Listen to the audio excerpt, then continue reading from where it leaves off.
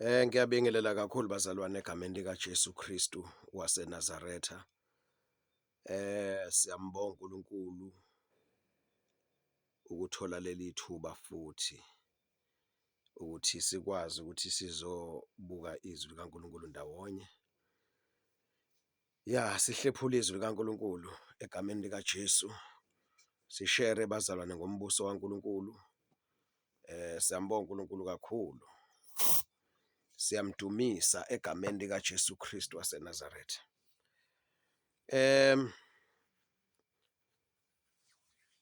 Sibingelela abazalwane endaweni zonke emhlabeni wonke la le-YouTube efinyelela kubo abakwaziyo ukuthi uNkulunkulu abahole ngomoya oyingcwele babuke. Umyalezo kaNkulunkulu lo siwukhuluma lana sifundisa ngombuso kaNkulunkulu, sifundisa ngesizwe sikaNkulunkulu. Ngabe wenza umsebenzi omuhle mangabe nawe uthatha ithuba lokuthi ushare lokho okuzwile.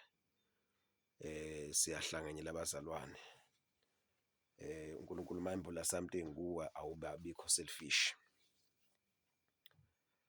Ngifisa kule video bazalwane sibuke indaba yokukhuluma kukaNkulunkulu. Into yokukhuluma kaNkulunkulu enye into engezalayo noma edayo uma ngabe singayifundanga ngokuqonda ehlukanisayo ukuthi abazalwane bahlukane.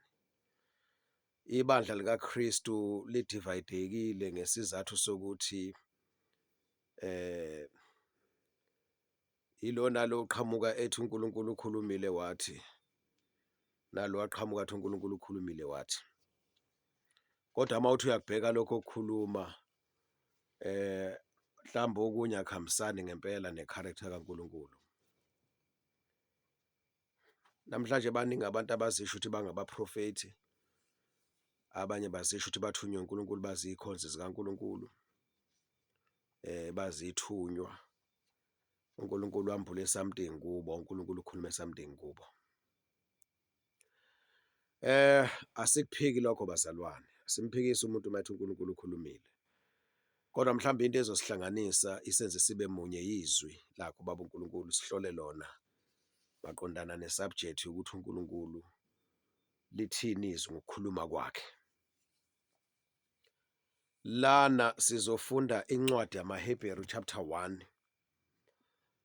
Sizohlola nje izinto ezimbalwa labazalwane.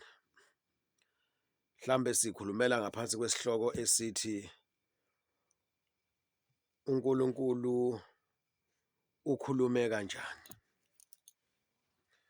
uNkulunkulu ukhulume kanjani.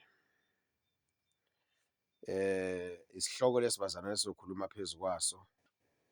Ukhulume kanjani? uNkulunkulu ukhulume kanjani? Right. AmaHebheru chapter 1 siyafunda ke bazalwane. uNkulunkulu esekhulumile endulo ngokhokho ngabaprofethi ngamathuba amaningi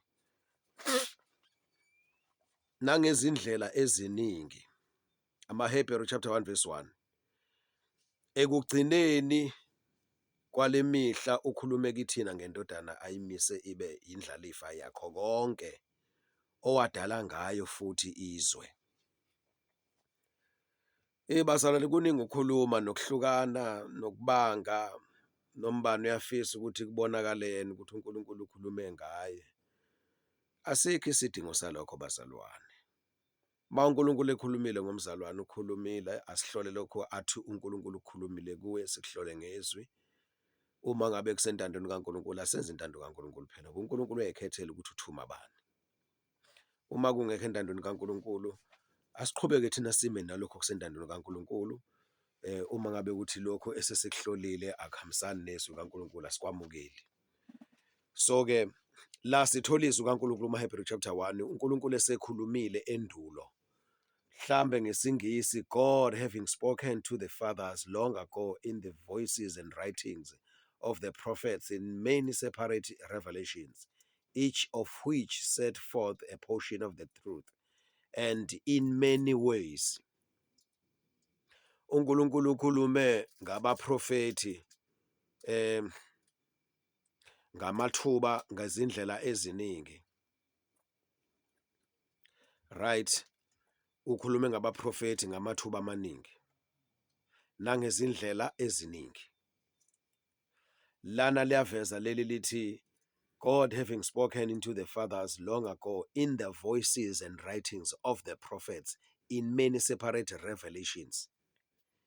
Ningi izambulo uNkulunkulu ayiletha wazambula eyiletha ngabaprofethi inceko zakho uNkulunkulu, each of which set forth a portion of the truth. Inhloso kwakuthi uNkulunkulu ayefuna elokhu njalo unpack noma unfolder amaqiniso athile veza izinto ezithile uNkulunkulu abantu bakhe ayefuna ukuthi bazazi.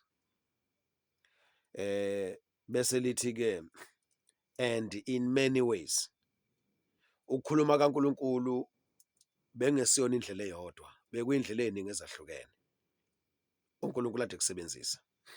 Siyawabona ama-visions, imbono, siyawabona amaphupho. uNkulunkulu bekusebenzisa kakhulu lokho. uNkulunkulu bethumela ingelosi ikhulume nomzalwane othile noma nomuntu othile noma nenceke ethile.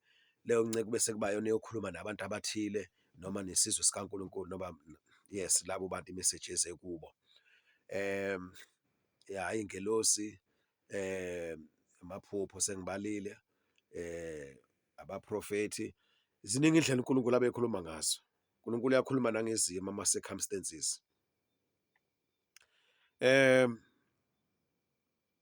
Nangomlando futhi uNkulunkulu uyakhuluma. Kodwa-ke ngifisa namhlanje bazalwane kule video ukuzophakamisa uverse 2. Ekugcineni kwale mihla ukhulume kithina ngendodana ayimise ibe yindlalifa yakho konke owadala ngayo futhi izwe. Sekukhulunyiwe-ke ngendlela eziningi lezi esengibalile. Kodwa ngifisa ukuphakamisa ukuthi-ke thina kulesi sikhathi esikusona uNkulunkulu ukhulume ngendlela eyodwa, ukhulume ngendodana yakhe uJesu Kristu. Yona yodwa ayimisa ibe indlalifa yakho konke owadala ngayo futhi izwe. uNkulunkulu ukhuluma ngoJesu Kristu. So-ke manje umuntu uNkulunkulu ukhulumile naye, sifuna umuntu ozothi uyakholwa inkosi uJesu, uvuma uJesu Kristu ukuthi abe inkosi nomsindisi wempilo yakhe. Lo muntu wazehlukanisela uJesu Kristu ngempilo yakhe yonke. Bese kuthi lo muntu wafundiswa uMoya oNgcwele impilo kaJesu Kristu. Imiyalo kaJesu Kristu lo muntu wayifunda, wayigcina, wayiphila. Uma ngabeza kithina ezothi uNkulunkulu ukhulumile ngaye, thina sihlola amazwi kaJesu, sihlola imfundiso kaJesu, sihlola imiyalo kaJesu. Bese sisho ukuthi hayi uNkulunkulu ukhulumile ngoba uNkulunkulu ukhuluma ngendodana. Kusho ukuthi masonke sizoqonda lo myalezo leli vesi, bekumele sonke masithi uNkulunkulu uyakhuluma ngathi kube ukuthi uNkulunkulu ukhuluma ngendodana. Maye ekhuluma ngendodana sengaba ukuthi yiphi iportion uNkulunkulu ayikhulumayo ngendodana, ambule leyo portion ngoMoya oNgcwele. Kodwa yonke indaba ingendodana kaNkulunkulu uJesu Kristu. Yilokho engifisa ukusho kule video bazalwane. uNkulunkulu ezinsukwini zokugcina ukhulume ngendodana. Ukhulume ngendodana yakhe uJesu Kristu. Iyona adala ngayo izwe, iyona ayimisile futhi beyindlalifa. Bengafanele-ke bazalwane kube ne-confusion yokuthi umuntu athi naye uthunyiwe naye uNkulunkulu ukhulumile ngaye, bese kuyabangwa kuhlukwane, kube ne-division, kube nenzondo, yabona. Kanti uvelaphi lo moya? Ngoba phela mabe kukhulume indodana, kukhuluma uNkulunkulu ekhuluma ngendodana, ey'nsukwini zokugcina kukhulunywa ngendodana. Bengafanele kube nokubanga. Namhlanje kunezangoma, kunabaprofethi bamanga. uJesu uprofethi lathi ey'nsukwini zokugcina kuyoba nabaprofethi abaningi bamanga. So ngiyacela ukukhuthaza egameni likaJesu ukuthi sishisekele ukuthi uNkulunkulu mayezokhuluma nathi akhulume ngendodana. Ukhuluma kanjani ngendodana? Ukhuluma ngokuthi ambule iy'mfundiso zendodana.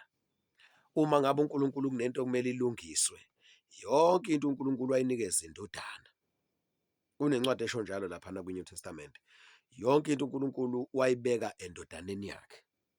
Then uJesu wakudlulisa konke, uzasho ukuthi konke babongitshele khona ngibatshelile khona. Ngisazi incwadi kaJohane yini.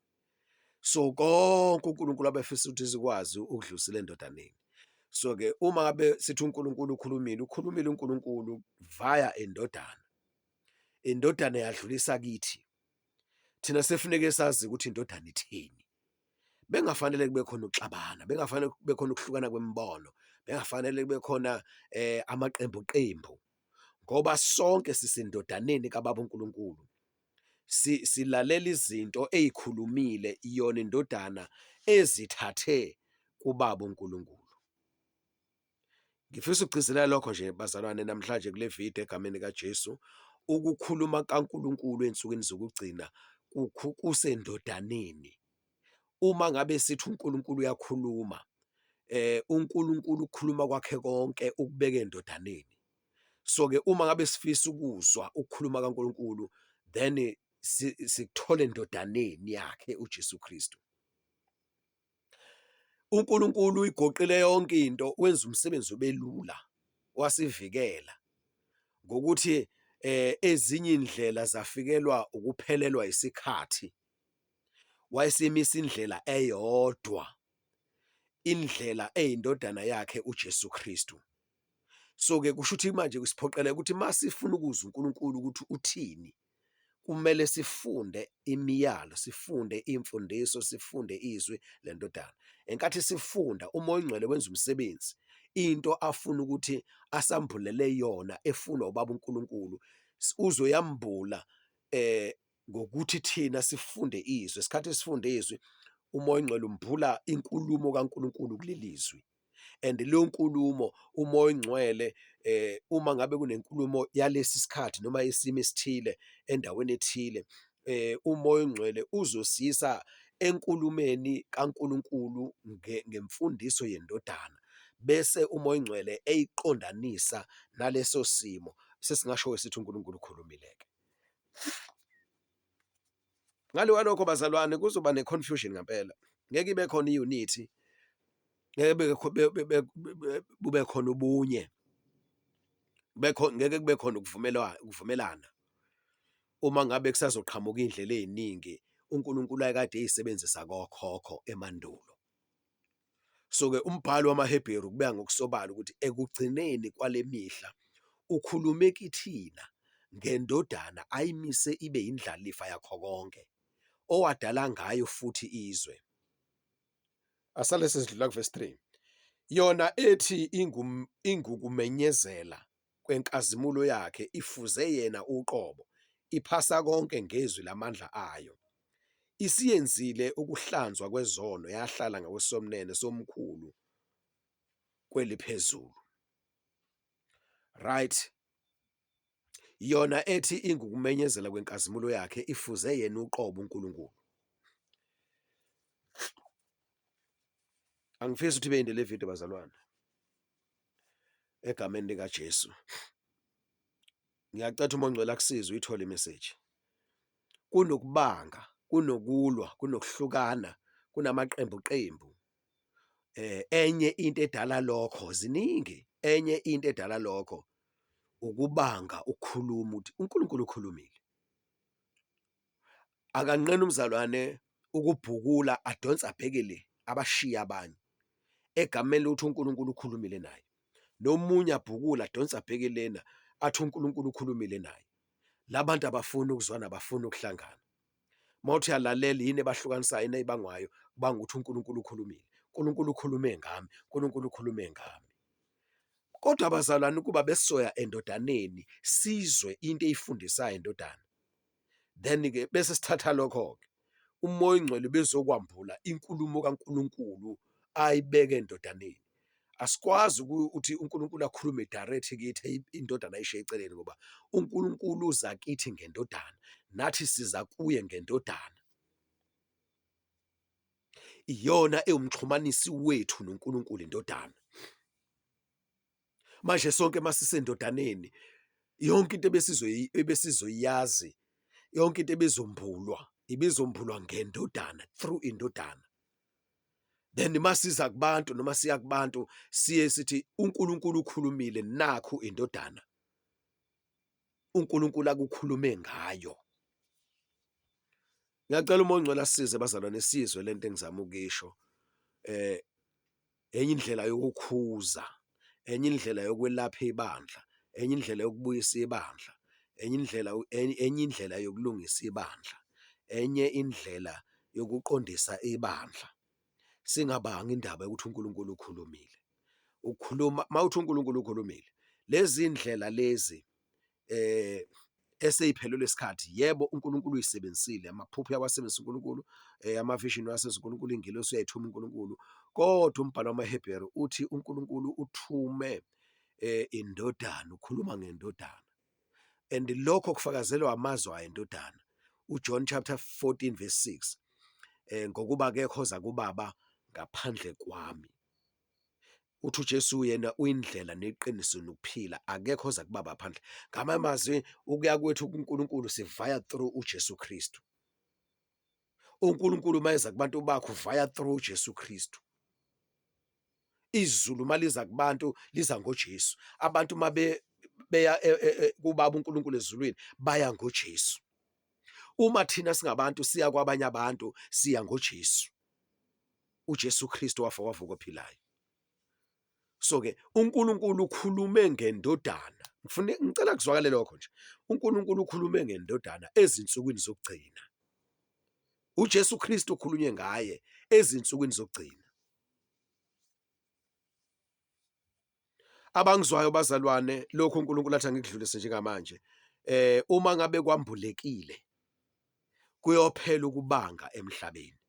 Ngoba mina mangiqhamuka ngizoqhamuka namazwi endodana kule ngxenye ethile uNkulunkulu afuna ukuthi mina ngidlulise okuthile kubantu bakhe. Kodwa mabe kuhlola bazothola ukuthi okuvela endodaneni, okuvela endodaneni kuvela kuBaba uNkulunkulu. Nomunye aqhamuke nale ngxenye nalomyalezo kodwa uvela endodaneni. Akukho ukubanga, akukho ukulwa lapho bazalwane. Ungakujabuleli ukuthi kukhulunywe ngawe ngenye indlela, hayi ngendodana. Uma ngabe kunezinye indlela okukhulunywa ngazo kuwe ngaphandle kwendodana, ungakujabuleli lokho, ungaku-entertain. Lwela ukuthi uNkulunkulu akhulume kuwe ngendodana, ngoba ngaphandle kwendodana uSathane angasebenzisa amathuba amaningi. Ingakho phela ezinye izinto siyayithola kwi-Old Testament ezayisetshenziswa, athi umuntu uNkulunkulu ungambulela ukuthi bese esekela ngezinto ezikwi-Old Testament. Umuntu uyalivula iBhayibheli kukhona ngempela, kodwa mathi uhlola impilo yalomuntu, lo muntu ukhuluma ngezinto zokweduka. Ingakho namhlanje kunababholofidi, ingakho manje kunama-false prophets. Thou says the Lord. uNkulunkulu uthi, uNkulunkulu uthi. Kuningi abakhulumayo, ziningi indlela abakhuluma ngazo, nawe uyabazi labo bantu labo. Bazalwane, ngizomemezela, ngizogcizelela, uJesu Kristu nguye kuphela uNkulunkulu akhulume ngaye. Izwi, imibhalo, izibhalo ezingcwele zisho lokho. Inkosi yomusa sibusise, amen.